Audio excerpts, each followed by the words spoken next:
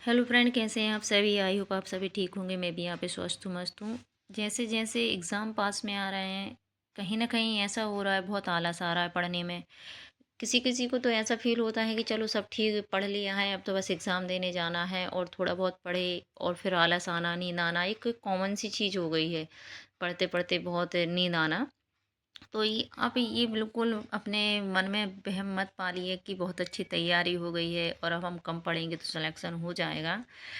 आप 1 साल से या 6 महीने से तैयारी कर रहे हैं, पर जो अभी जो प्रेज़ेंट में पढ़ रहे हैं ना, वो बहुत एक्टिव हैं। उन्हें पता है कि हमने कुछ नहीं पढ़ा और अभी हम आलस में पड़ गए तो सभी पीछे छूट जाएगा। तो मतलब ये है कि जिनका कोर्स कंप्लीट हो चुका है, जिनके नंबर्स अच्छे आ रहे हैं, तो वो बिल्कुल ना सोचें कि सब हो गया है, बहुत नींद आ रही है, बहुत आलस आ रहा है। हम सर्दी का मौसम रहता है, आलस आना, नींद आना ये बहुत कॉमन चीज़ होती है। तो अगर आपको नींद या आलस आ रहा है, तो आप एक पढ़ाई भी जैसे कर रहे हैं, तो आप बेड पर बैठकर अपनी स्टडी ना करें।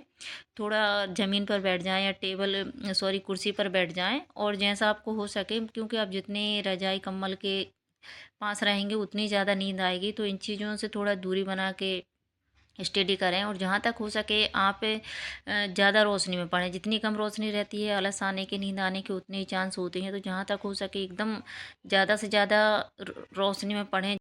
रात को पूरी नींद लें, और कम खाना खाएं। मतलब क्या है कि मतलब सिफ्ट बाई खाएं, थोड़ा थोड़ा खाना खाएं, पर खाते रहें, क्योंकि ज़्यादा खाना खा लेते हैं नाइट के टाइम पे तो बहुत जल्दी नींद आने के चांस रहते हैं।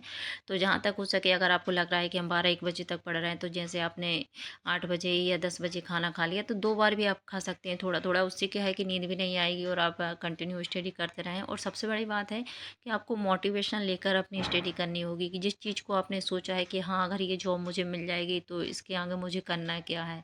अगर ये माइंड में चलता रहेगा ना, तो ना नींद आएगी, ना कुछ भी आएगा, ना आलस आएगा। क्योंकि आलस उन्हीं लोगों के लिए ज़्यादा आता है, नींद उन्हीं के लिए आता है जिनका एम फिक्स नहीं होता है कि मुझे कुछ करना है, मुझे कुछ प्राप्त करना है। अगर ये चीज़ आपने माइंड में बैठा ली ना, नींद नहीं आएगी। जब भी ऐसा लगे कि नींद आ रही है, तो थोड़ा बोल बोल कर पढ़ें, तो उससे भी मतलब नींद कम आती है। और सबसे जैसे जब कभी भी आप स्टडी करने बैठें, तो थोड़ा क्या है कि हार्ड सब्जेक्ट लेके ना बैठें। जैसे जो चीज़ बन ही नहीं रही है आपको, और उस चीज़ में आप पढ़ते पढ़ते बोर हो रहे हैं या कुछ हो रहा है, तो बहुत ज़्यादा आलस आ जाता है, क्योंकि चीज़ें बनती नहीं हैं।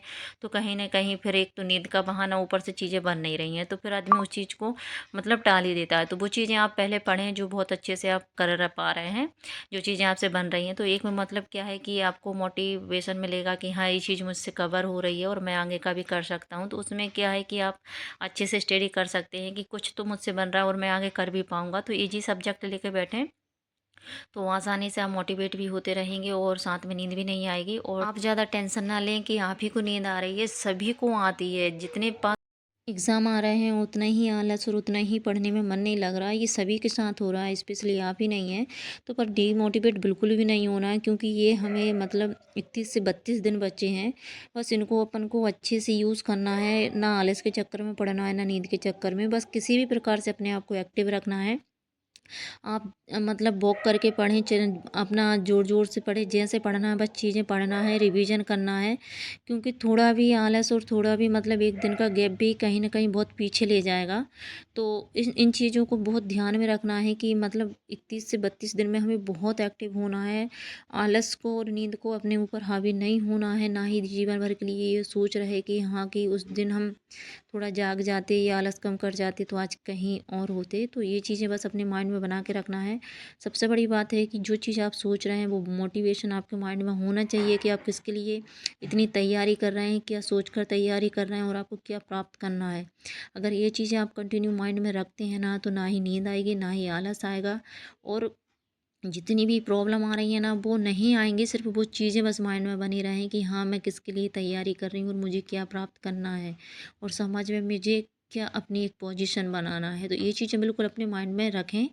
ना आलस आएगा, ना नींद आएगी, और जो 31 से 32 दिन बचे हैं ना, वो अपना पूरा टाइम यूज़ होगा।